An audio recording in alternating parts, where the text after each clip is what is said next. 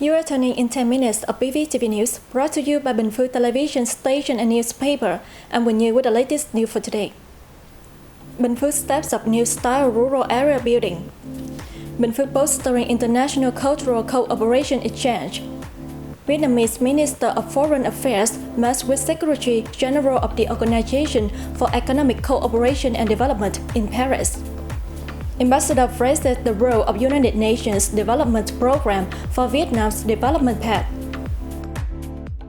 The Provincial People's Committee has ordered relevant sectors, branches, and People's Committee at district, town, and city levels to carry out the Prime Minister Directive No. 4 on developing Vietnam's rural architecture planning and landscapes to create a standout identity while preserving traditional architecture. The chairwoman of the Provincial People's Committee, Truyền, requested that People's Committees at district, town, and city levels review, adjust, and prepare rural planning in line with national standards on new-style rural areas in the 2021-2025 period. She said localities must speed up the construction of new-style rural areas, coupled with the development of urban areas. Binh Phuoc is striving to have regulations on the management of architecture developed in line with Vietnam's architectural development orientation by 2030, issued in at least 80% of rural residential areas. The province also targets raising living standards in areas with sound economic development to above basic subsistence level. The provincial leader ordered relevant parties to ramp up efforts to carry out adjustments to planning for communes. Planning must include specific times and detailed estimates. Posting a kaleidoscope of cultural traits and having a borderline of 258 kilometers with Cambodia, Binh Phuoc has made deals regard to cultural cooperation and exchange with the neighboring country over recent years. The move aims to promote cultural diplomacy, which is a pillar of Vietnamese diplomacy. Binh Phuoc has consistently carried out the party's guidelines and states regulations on foreign relations. It has enhanced communications work and organized a wide range of significant events to celebrate the close-knit ties between Vietnam and Cambodia. To date, Binh Phuoc has signed twinning and cooperative programs with the three Cambodian localities of Krati, Mondulkiri, and Kampong Cham. Both sides have organized 2 or 3 culture exchange programs each year. In addition to introducing local cultural values to foreign friends, Binh Phuoc also hosts Cambodian art performances in the province. A highlight of bilateral cultural cooperation is the memorial complex dedicated to Cambodian Prime Minister Hun Sen's journey of national salvation. The complex serves as a symbol of Vietnam-Cambodia friendship and a monument to the sacrifices made by both countries in the fight against the Pol Pot regime to save the people of Cambodia. Police in Nam Pho District, Binh Phuoc Province are working hard to complete their target of issuing chip-based cards and electronic identification authentication for all eligible citizens.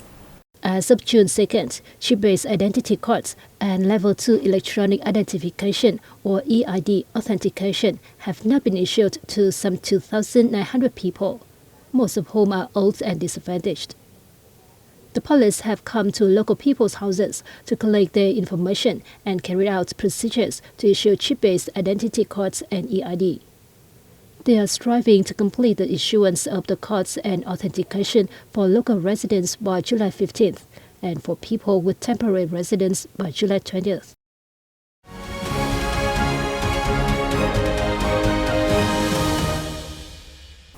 Vietnamese Minister of Foreign Affairs Bùi Thanh Sơn met with Secretary General of the Organization for Economic Cooperation and Development, or OECD, Matthias Coleman in Paris, France on June 6 on the sidelines of the OECD Ministerial Council meeting.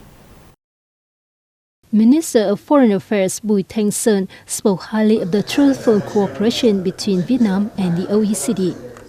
The minister suggested the organization continue its policy consultancy to help Vietnam restructure its economy and promote innovations and the digital economy. For his part, the OECD Secretary General said he was impressed with Vietnam's socio-economic development and that the OECD will keep standing side by side with the country on the path to green and sustainable economic development.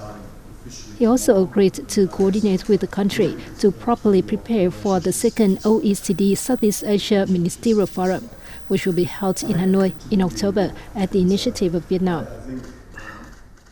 The United Nations Development Programme, or UNDP, has been and will continue to be one of the most important and trusted partners of the government and people of Vietnam on the country's development and integration pathway, Ambassador Đặng Hoàng Giang has affirmed.